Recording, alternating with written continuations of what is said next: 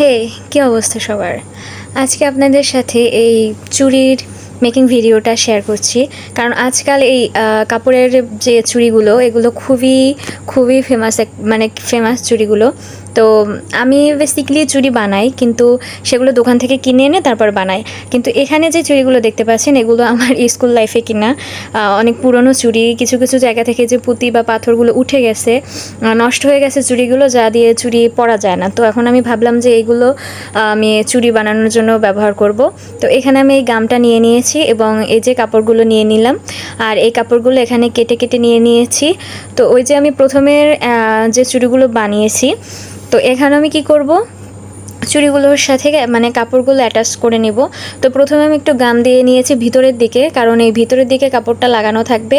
আর এই যে দেখতে পাচ্ছেন কাপড়টা, এই যে পাশটা একটু ভাঁজ করে তারপরে লাগাবেন, কারণ না হলে হয় কি, ওই যে কাপড়ের ভিতরের যে সুতোগুলো বের হয়ে থাকে ওগুলো বের হয়ে যায়। তো এখন আমি এটা কি করলাম, আমার প্যাঁচানো হয়ে গিয়েছে। এখন লাস্টে যে আমি সিকিউর করব সেখানেও কি করব, এই যে কাপড়টা যেটা আছে সেটা আমি চুড়ির ভিতরের দিকে আঠা দিয়ে লাগিয়ে রাখার চেষ্টা করব। কারণ বাইরের দিকে লাগালে এটা হয় কি, চুড়ির কাপড়টা দেখা যায় উপর থেকে, যার কারণে দেখতে একটু বাজে লাগে। তো আমি হাফ করে নিয়েছি, কারণ আমি বাকি অর্ধেকটায় আবার আমি সাদা কাপড় পেঁচিয়ে নেব, কারণ আমি 2 কালারের কাপড় পেঁচিয়ে চুড়িটা তৈরি করব। এই যে আমি এখন এই সাদা কাপড়টা আবার সেম প্রসেসে প্রথমে যেরকম করে কালো কাপড়টা পেঁচিয়েছিলাম, আবার সেইভাবেই আমি সাদা কাপড়টাও পেঁচিয়ে নেব। এই চুড়িগুলো আমি প্রথমে একটা ওই যে বানিয়েছিলাম একজোড়া, পরে আমার মনে হলো যে এর প্রত্যেক কালারের একটা করে চুড়ি বানানো উচিত বা একজোড়া করে কালো চুড়ি বানানো উচিত, কারণ এগুলো আমরা যে কোনো ড্রেসের সাথে আমরা পরতে পারি।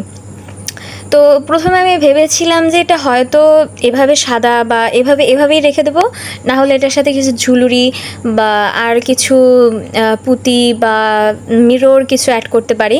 কিন্তু আমার এভাবেই চুড়িগুলো এত বেশি সুন্দর লাগলো, তো মনে হলো যে আপনাদের কাছে আপনাদের সাথেও বানানোটা শেয়ার করে নেই। তো এখানে আমি লাল আর সাদার ভিতরেও একটা চুড়ি রাখবো। তো আমার কালোটা বানানো শেষ, তো এখন এই লালটাও আমি সেই ওয়েতেই পেঁচিয়ে আর একটা চুড়ি বানিয়ে নিচ্ছি। মোট আমি 4টা চুড়ি বানাবো, 2টো কালো 2টো লাল। তো এই আমার পুরো চুড়ি বানানো শেষ। তো এরকম করে আমি আরও 2টি চুড়ি বানিয়ে নেব। এই হচ্ছে আমার ফাইনাল লুক। তো দেখলেন খুব সহজেই চুড়িগুলো বানানো হয়ে গেছে এবং খুবই সুন্দর লাগছে। আপনারা চাইলেও এটা বাড়িতে ট্রাই করতে পারেন।